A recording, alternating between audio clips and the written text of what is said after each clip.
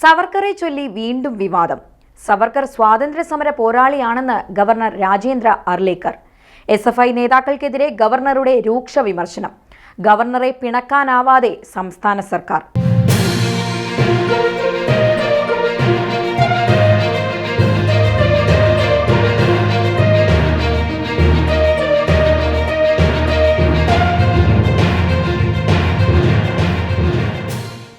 സവർക്കറെ ചൊല്ലി ഗവർണറും SFIയും തമ്മിൽ വീണ്ടും വാക്പോര്.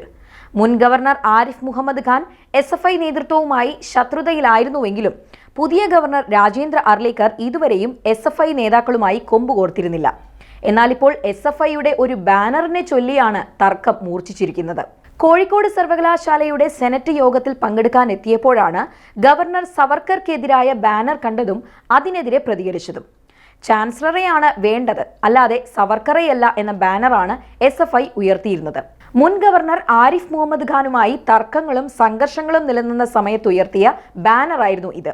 അതിൽ സവർക്കർക്കെതിരെ ഉയർത്തിയ ബാനറാണ് ഗവർണർ രാജേന്ദ്ര അർലേക്കറെ ക്ഷുഭിതനാക്കിയത്.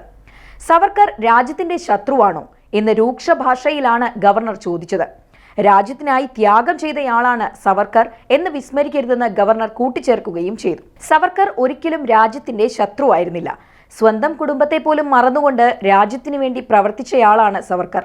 അത് മറന്ന് ഈ വിധത്തിൽ പ്രതികരിക്കുന്നത് ശരിയായ രീതിയല്ല. സവർക്കറെ കുറിച്ച് സംസാരിക്കാനല്ല താൻ വന്നതെന്നും എന്നാൽ ഇവിടത്തെ അന്തരീക്ഷം അതിനെ നിർബന്ധിതമാക്കുകയായിരുന്നു എന്നും പറഞ്ഞ ഗവർണർ വിദ്യാഭ്യാസ സ്ഥാപനങ്ങളെ രാഷ്ട്രീയവൽക്കരിക്കുന്നതിനെ ഒരു വിധത്തിലും അംഗീകരിക്കാൻ കഴിയില്ലെന്ന് തുറന്നടിക്കുകയും ചെയ്തു. ക്യാമ്പസുകളിൽ വിദ്യാർത്ഥികൾക്ക് ചരിത്രബോധമോ ശരിയായ രാഷ്ട്രീയ ചിന്താധാരകളോ ലഭിക്കുന്നില്ല. ആ വിധത്തിൽ നാടിന്റെ ഉൾക്കാമ്പ് അറിഞ്ഞുകൊണ്ടുള്ള വിദ്യാഭ്യാസമോ മറ്റ് അറിവുകളോ കിട്ടുന്നുമില്ല.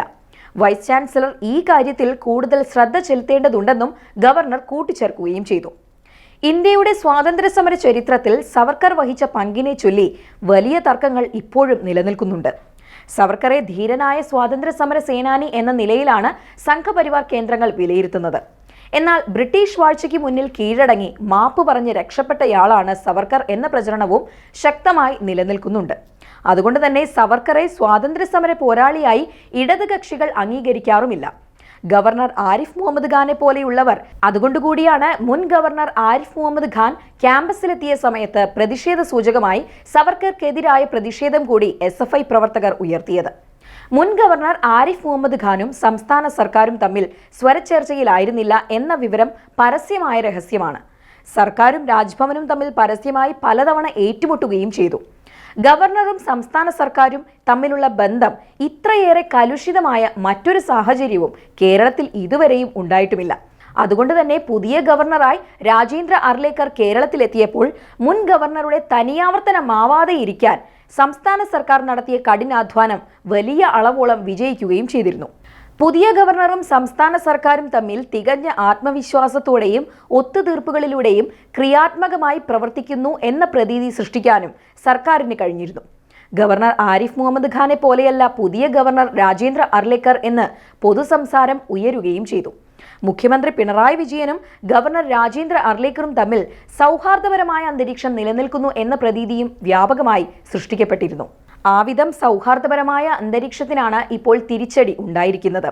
സർവകലാശാലകളുടെ വിഷയക്രമീകരണത്തിലും വിദ്യാർത്ഥികളുടെ പ്രവർത്തന ശൈലിയിലുമെല്ലാം കൂടുതൽ ശ്രദ്ധാപൂർവമുള്ള ഇടപെടൽ വേണമെന്ന് വൈസ് ചാൻസലർമാരോടുള്ള ഗവർണറുടെ നിർദ്ദേശം വിദ്യാർത്ഥികളുമായുള്ള മറ്റൊരു സംഘർഷത്തിന് കൂടി വഴിയൊരുക്കുമോ എന്ന ആശങ്ക സംസ്ഥാന സർക്കാരിലും നിലനിൽക്കുന്നുണ്ട്.